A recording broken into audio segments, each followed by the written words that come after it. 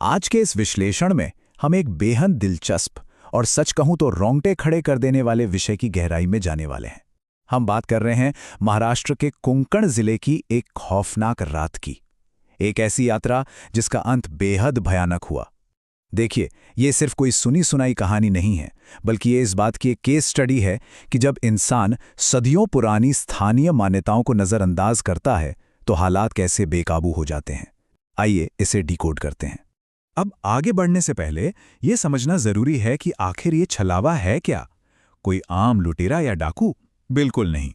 स्थानीय लोक कथाओं के मुताबिक ये एक अलौकिक शक्ति है, एक ऐसी एंटिटी जो सीधे आपके दिमाग से खेलती है और मनोवैज्ञानिक भ्रम पैदा करती है। ये सुनसान रास्तों पर शिकार को भटकाती है और यकीन मानिए, एक बार जो इसके जाल में फंस गया उसका वापस लौटना लगभग नामुमकिन है। इस पूरे मामले को समझने के लिए इस खतरे को समझना बहुत जरूरी है। चरण 1, मनहूस प्रस्थान। चलिए देखते हैं कि इस डरावने सफर की शुरुआत कैसे हुई और वो पहली गलतियां क्या थीं जिन्होंने सब कुछ बिगाड़ कर रख दिया। देखिए, कभी कभी छोटी छोटी देरी कैसे जानलेवा बन जाती है। सामान लोड होते होते ही शाम के 4 बज चुके थे। ट्रक ड्राइवर ने पहले ही चेतावनी दी थी कि कोंकण पहुंचने में कम से कम 8-9 घंटे लगेंगे। अब जैसे जैसे शाम के 7 बजे और अंधेरा घिरने लगा, ड्राइवर और उसके हेल्पर छोटू दोनों की घबराहट साफ नजर आने लगी। और फिर बज गए रात के 10। वे एक ऐसे ढाबे पर पहुंचे जहां सन्नाटे के अलावा और कुछ नहीं था। एक नॉर्मल सफर कैसे एक बुरे सपने में बदलता है, ये उसका एक सीधा ग्राफ है। यहां पर सबसे अहम बात थी वो चेतावनी। सूरज ढलने से पहले ही ट्रक ड्राइवर ने साफ साफ छलावे का जिक्र किया था। उसने कहा था कि रात में इस रास्ते पर जाने का मतलब है जानबूझकर मौत के मुंह में जाना। लेकिन मनोज ने इसे क्या समझा? बस फालतू का अंधविश्वास। उसे शहर की जल्दी थी, ऑफिस ज्वाइन करना था, इसलिए उसने इस लोक कथा को पूरी तरह से खारिज कर दिया। और सच कहूं तो यही अज्ञानता उन्हें बहुत भारी पड़ने वाली थी। चरण 2, खाली ढाबे पर अपशकुन। रात के 10 बजे का वो हॉल्ट जहां से हवा में सचमुच बेचैनी घुलने लगी थी। उस ढाबे पर 2 बिल्कुल अलग नजरिए आमने सामने थे। ढाबे के मालिक ने जब रात में आगे ना जाने की सलाह दी तो मनोज का मॉडर्न दिमाग क्या सोच रहा था? यही कि ढाबे वाला गेस्ट हाउस से कमीशन खाना चाहता है। लेकिन असलियत कुछ और ही थी। ढाबे वालों को पता था कि रात 7 बजे के बाद वहां कोई ग्राहक नहीं आता। वो ढाबा सिर्फ इसलिए खोलकर बैठे थे ताकि अगर कोई बदकिस्मत यात्री छलावे के जंगल में फंस जाए तो वो उसकी जान बचा सकें।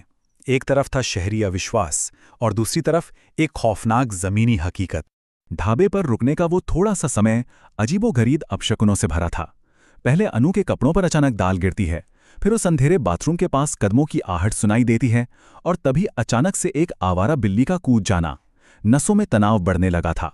लेकिन यहां जो सबसे बड़ी घटना हुई उस पर किसी ने ध्यान ही नहीं दिया। ट्रक ड्राइवर का हल्का होने के बहाने 5 मिनट के लिए उसी अंधेरे बाथरूम की तरफ अकेले जाना। बस इसी एक छोटे से ब्रेक ने पूरी कहानी पलट कर रख दी। चरण 3, जाल का कसना।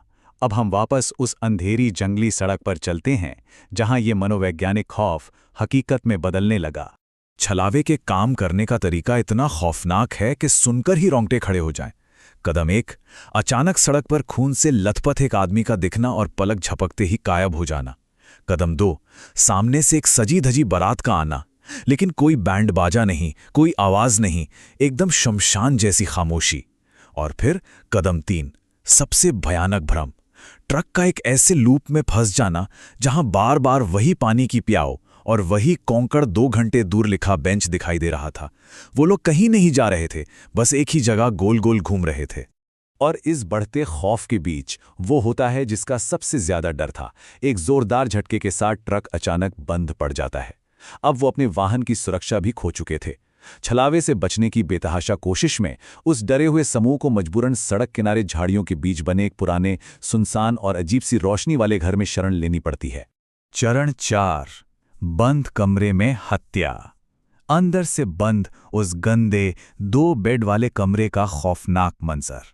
जरा उस स्थिति की कल्पना कीजिए। आधी रात का एकदम सुन्न कर देने वाला सन्नाटा, थकान से चूर वो सब सो रहे हैं और अचानक मटके पर रखा कांच का गिलास बहुत जोर से टूटता है। छन, अनु की नींद झटके से खुल जाती है। और ये सिर्फ कोई आम आवाज नहीं थी, ये इस बात का इशारा था कि आतंक अब उस बंद कमरे के अंदर दाखिल हो चुका है।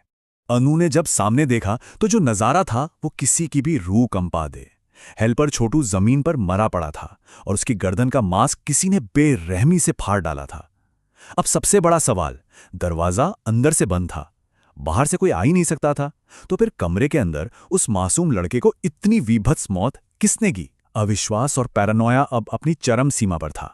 देखिए कि कैसे खौफ इंसान के आपसी भरोसे को एक झटके में तोड़ देता है। ड्राइवर ने तुरंत अनु पर आरोप मढ़ दिया। उसका तर्क था कि अनु सबसे पहले उस अंधेरे बाथरूम की तरफ गई थी और उसी ने सड़क पर गायब होने वाले आदमी को देखा था। लेकिन अनु का डिफेंस भी बिल्कुल सॉलिड था। उसने कहा कि उसके तुरंत बाद ड्राइवर भी तो उसी अंधेरे बाथरूम में गया था, तो छलावा वो भी हो सकता है। ढाबे पर की गई वो छोटी छोटी हरकतें अब एक दूसरे पर इल्जाम लगाने का हथियार बन गई थीं। चरण 5, परछाई और बचाव। अब कहानी अपनी सबसे खतरनाक और हिंसक पीक पर पहुंचती है। हाथापाई शुरू हो चुकी थी और तभी कहानी का सबसे बड़ा, सबसे चिलिंग ट्विस्ट सामने आता है। जब ड्राइवर डंडा उठाने के लिए नीचे झुकता है तो मनोज की नज़र कमरे में नीचे रखे एक शीशे पर पड़ती है। आप यकीन नहीं करेंगे, उस शीशे में ड्राइवर की कोई परछाई, कोई रिफ्लेक्शन ही नहीं था। ये इस बात का अकाट्य प्रमाण था कि वो इंसान नहीं है। असली ड्राइवर की तो उसी वक्त मौत हो चुकी थी जब वो ढाबे पर 5 मिनट के लिए उस अंधेरे बाथरूम की तरफ गया था। अब जो उनके सामने खड़ा था वो खुद छलावा था। सच्चाई का एहसास होते ही मनोज ने बिना कुछ सोचे समझे अपनी पूरी ताकत से वो पानी का मटका उस इकाई के सिर पर दे मारा। उसने अनु का हाथ पकड़ा और उस मनहूस घर से बाहर की तरफ दौड़ लगा दी। और तभी मानिए प्रकृति ने उनका साथ दिया। सुबह की पहली किरण फूट चुकी थी। लोक कथाओं के अनुसार सूरज की रोशनी आते ही छलावे की शक्तियां टूट जाती हैं। बस इसी तरह बाल बाल बचते हुए वो वहां से निकलने में कामयाब रहे। उस खौफनाक रात का जो नतीजा निकला वो बहुत ही दुखद था। मनोज और अनु किसी तरह बच गए। उन्हें सुबह एक बस ने रेस्क्यू कर लिया, लेकिन उस अभागे ट्रक ड्राइवर और मासूम छोटू की जान चली गई। ये सब सिर्फ एक रात के सफर की बात नहीं थी, बल्कि ये स्थानीय लोक कथाओं और चेतावनियों को अपने अहंकार में आकर नकार देने का एक बहुत ही महंगा और दर्दनाक सौदा था। इस पूरे विश्लेषण को खत्म करने से पहले इस आखिरी बात पर जरा गौर कीजिएगा। जिन स्थानीय कहानियों को हम अक्सर अनजाने में या पढ़े लिखे होने के गुरूर में अंधविश्वास मानकर टाल देते हैं, शायद उनकी जड़ें किसी बहुत ही गहरी और खौफनाक सच्चाई से जुड़ी होती हैं। रात के अंधेरे में कुछ राज ऐसे होते हैं जिन्हें छेड़ा नहीं जाना चाहिए।